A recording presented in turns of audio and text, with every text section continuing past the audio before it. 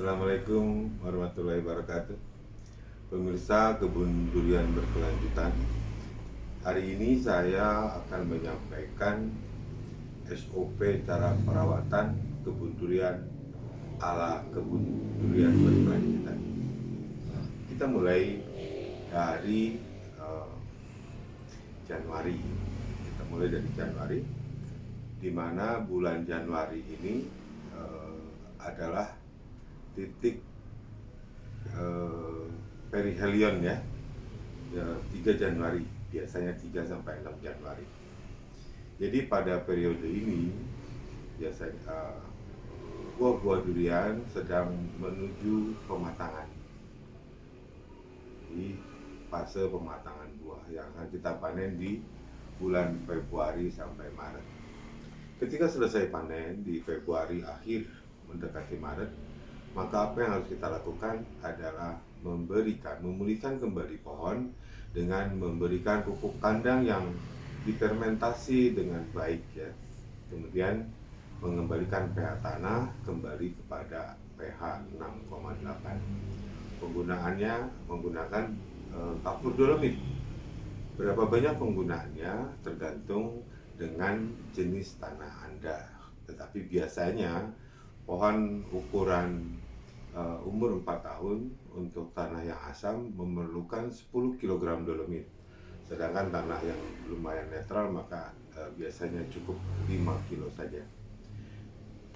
Pemirsa Kebun Durian Berkelanjutan, setelah perlakuan tadi kita berikan pupuk NPK untuk pertama kalinya ya.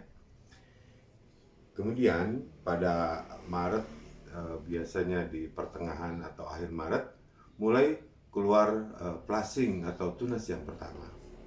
Maka merawat tunas yang pertama itu, yaitu tadi diberikan pupuk NPK 1 bulan sekali, kemudian diberikan pupuk tambahan urea 2 minggu sekali, sekaligus diberikan pupuk mikromajemuk.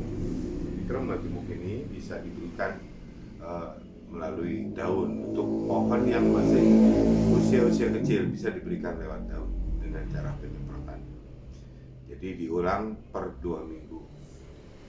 Adapun pupuk mikromajemuk foliar, Anda bisa pilih merek brand Katalis 2006 atau pupuk yang lainnya, mikromajemuk lengkap ya.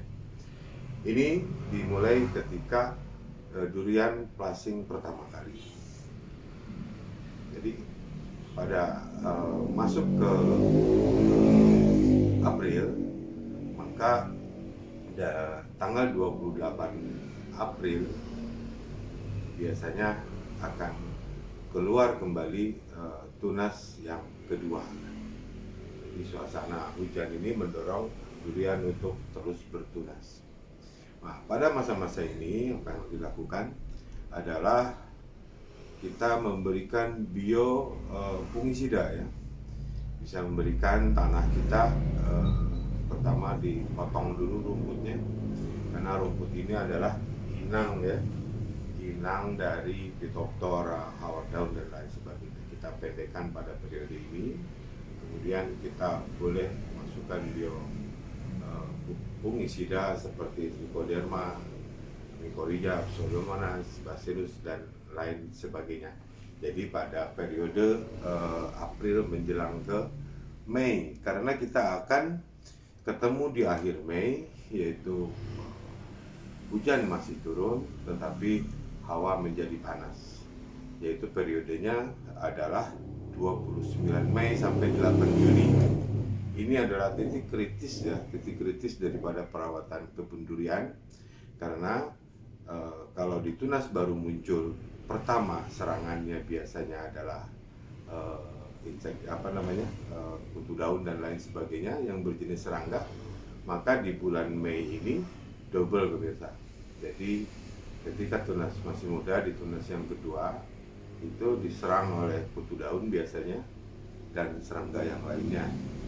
Maka di periode menjelang masuk ke bulan Juni ini, dari 29 sampai 8 Juni biasanya Pada kondisi siang hari masih ada hujan, kelembaban sangat tinggi, rumput atau sanitasi atau higienis kebun tidak dirawat, akhirnya maka memancing perkembangan jamur Phytophthora ya, dan jamur hawar daun.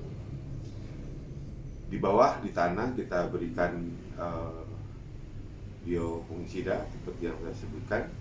Di atas di daun kita berikan fungisida.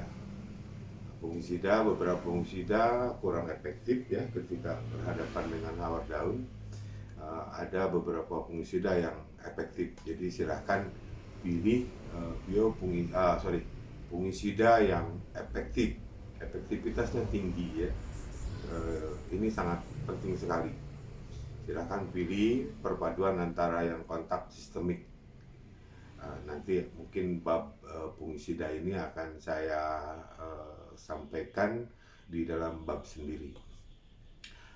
Kemudian setelah melewati masa-masa kritis ini, maka kita akan menjumpai di Pulau Jawa ini, petani durian di Pulau Jawa akan menjumpai titik balik matahari, yaitu tepatnya adalah pada kurang lebih sekitar 21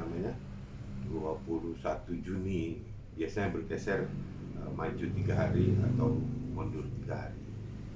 Jadi pada titik balik matahari ini artinya kita sedang menyongsong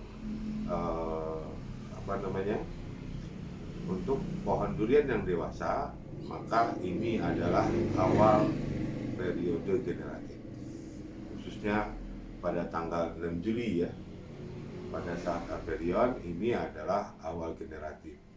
Kalau pada fase vegetatif yang tadi, maka kebutuhannya adalah NPK, nitrogen, dolomit, pupuk kandang. Maka menjelang generatif ini, maka pohon ini mulai kita puasakan nitrogen. Pupuk yang dimasukkan, sering saya sampaikan, adalah pupuk MKP. Kalau di Juli awal boleh ditambahkan dengan boron. Di sini periode awal Juli ini biasanya masih daun-daun muda ini masih belum terlalu tua. Jadi dengan pembelian boron MKP dan boron ini, maaf pemirsa, kita sedang meningkatkan hasil kecepatan transportasi fotosintat hasil dari fotosintesis. Jadi persiapan, saya ulang lagi sebelum masuk ke generatif, saya ceritakan apa yang dolomit fungsinya apa, NPK fungsinya apa, pupuk mikro fungsinya apa. Jadi di periode akhir ini adalah kita memadatkan indeks klorofil. Yang paling punya peranan di saat vegetatif adalah nitrogen. Kemudian yang memiliki peranan besar kedua adalah magnesium ya. Selanjutnya belerang. Untuk yang mikronya adalah iron atau besi dan mangan. Oke, lanjut ke generatif. Pada periode generatif ini kita beralih fase, tapi beralih juga pemupukannya, yaitu pupuk MKP dengan boron. Kemudian melewati dari aperion, yaitu tanggal 7 Juli atau 6 atau 7 Juli, maka kita berikan pupuk mangan pemirsa. Tujuannya apa? Tujuannya adalah untuk meningkatkan asimilasi nitrogen. Sering saya sampaikan bahwa kita memerlukan karbohidrat yang tinggi pada periode ini, sehingga periode ini sukses untuk membungakan durian. Kemudian menjelang masuk ke perlakuan ini, harapannya adalah mencapai puncak daripada pengaruh dari matahari musim panas ini. Ini kita punya waktu 42 hari, lumayan jauh pemirsa, lumayan panjang maksudnya. Ya, selama 42 hari dengan harap yaitu dari mulai eh, minggu akhir Juli sampai minggu terakhir Agustus. Harapannya di akhir Agustus atau awal September, maka pohon durian atau kebun durian di wilayah selatan Katulistiwa, khususnya Pulau Jawa, mulai mengeluarkan bunga. Ketika bunga keluar, ada baiknya bahkan sebelum bunga, kalau kita sudah tahu waktunya, ada baiknya kita berikan spray fungisida pada posisi. Adapun di 19 Juli sampai 29 Agustus, Anda silahkan perhatikan daun terakhir ya. Kita ini anomali iklim. Tahun ini tunas durian bertunas tidak lagi. Jadi pada posisi daun paling besar, seandainya Anda pemirsa ingin memaksimalkan bunga durian, boleh menggunakan rangsangan booster buah. Booster buah ini boleh dipilih ya, yang organik maupun yang kimia. Yang organik bisa bantuan kumarin, yang kimianya bisa dengan nitrobenzen atau paclobutrazol dan lain sebagainya. Dan jangan lupa ikuti saran yang ada di kemasan. Intinya timingnya harus pas ya. Jadi timingnya yaitu pada 19 Juli sampai 29 Agustus. Ini sangat ditentukan oleh daun terakhir mencapai ukuran maksimalnya. Kemudian pemirsa, ketika bunga durian sudah keluar, hati-hati pada periode ini. Apabila banyak turun hujan, maka keseimbangan hormon durian berubah.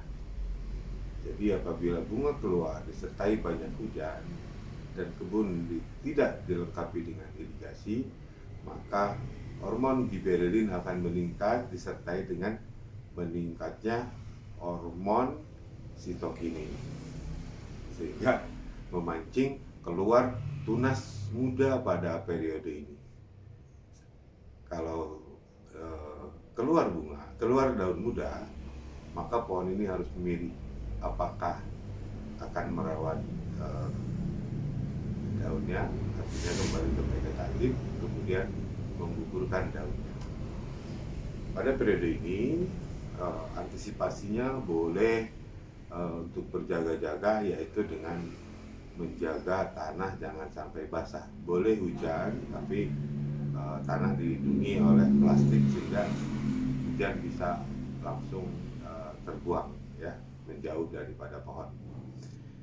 Bisa juga menggunakan cara nekat ya, kita hapus pupuk nitrogen dan fosfat yang ada di dalam tanah dengan memberikan kalsium super yang cepat larut ya.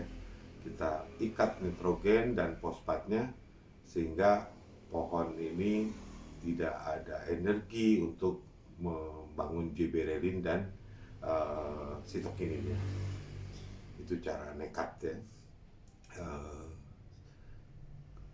Bagaimana mekanismenya? Mekanismenya ketika nitrogen dan fosfat terhapus, pohon durian ini membutuhkan N dan fosfat dalam jumlah banyak. Tetapi karena tidak ada, maka pohon durian mensintesa yang disebut namanya strigolacton. Ketika strigolacton diproduksi oleh pohon kemudian dikirim ke akar untuk biasanya bersimbiosis dengan mycorrhiza. Artinya pohon durian minta bantuan mycorrhiza agar melarutkan kembali fosfat yang ada di dalam tanah. Tetapi fosfat tiada, sehingga sitokinin tidak diproduksi apabila ada strigolacton yang diproduksi oleh pohon. Jadi strigolacton non-kanoni adalah antidot daripada sitokinin. Oke, lanjut pemirsa. Kemudian setelah memasuki bunga ini setelah sekian minggu akan berubah menjadi pentil buah. Nah, ini jangan dikasih kendor, jangan dulu dikasih air sampai betul-betul eh, apa namanya pentil ini bunga ini menjadi pentil. Pada kondisi seperti ini, silakan ditambahkan boron. Boron ini meningkatkan kesuburan daripada putik bunga, kemudian meningkatkan wangi bunga, sehingga serangga penyerbuk seperti kelelawar dengan wangi yang lebih kuat, maka atraktan ya terpancing untuk datang dan menyerbuki pohon durian kita. Kemudian setelah bunga diserbuki, maka eh, apa namanya masuk ke fase pengisian buah. Iklim yang diharapkan pada pengisian buah adalah eh, panas, tetapi masih tersedia air ya. Jadi panas dan hujan berselang-seling. Spektrum cahaya merah, spektrum cahaya biru hadir dalam fase pengisian buah ini. Lamanya pengisian buah dari 80 hari, 90 hari sampai 95 hari, yang tergantung jenis durian. Yang lama itu seperti montong, itu pengisian buahnya bisa sampai 100 hari. Kemudian kita akan masuk ke masa pematangan buah. Pematangan buah ini periodenya adalah 40 hari. Nah, inilah paling menentukan durian kita ini sejauh mana kualitasnya. Di sini nutrisi yang terpenting bagi pohon untuk menghasilkan buah bagus adalah kalium. Kemudian rank pH ada di 6,2. Kemudian jangan sampai defisiensi fosfor. Jadi apabila defisiensi kalium menyebabkan kurang manis, maka defisiensi fosfor ini menyebabkan cangkang durian menjadi tebal dan warna kurang kuning ya, pucat. Matangnya pun kurang terlalu bagus ya. Nah, di sini adalah seni pematangan durian. Seni dalam meramu pupuk, mempersiapkan tanah. Tentu saja kita sangat tergantung dengan kondisi iklim pada saat itu. Nah, ini petani durian di Pulau Jawa ini adalah kendala terbesar kita adalah iklim pada saat pematangan buah. Kalau terlalu panas juga tidak baik, ya, banyak air hujan juga tidak baik. Jadi ini akan dibahas sendiri bagaimana menghasilkan buah berkualitas di Pulau Jawa ataupun dan di utara Katulistiwa. Kita akan bahas di lain pembahasan. Jadi hari ini khusus membahas tentang perawatan pohon durian dari Januari sampai panen kembali. Mungkin demikian pemirsa, kebun durian berkelanjutan selalu berbagi trik, tetapi tidak bisa tuntas dalam satu penyampaian. Satu persatu silahkan kita tiap ada kesempatan kita akan sampaikan sehingga menjadi bagian itu dari perawatan. Terima kasih sudah mengikuti pemaparan dari kebun durian berkelanjutan. Assalamualaikum warahmatullahi wabarakatuh.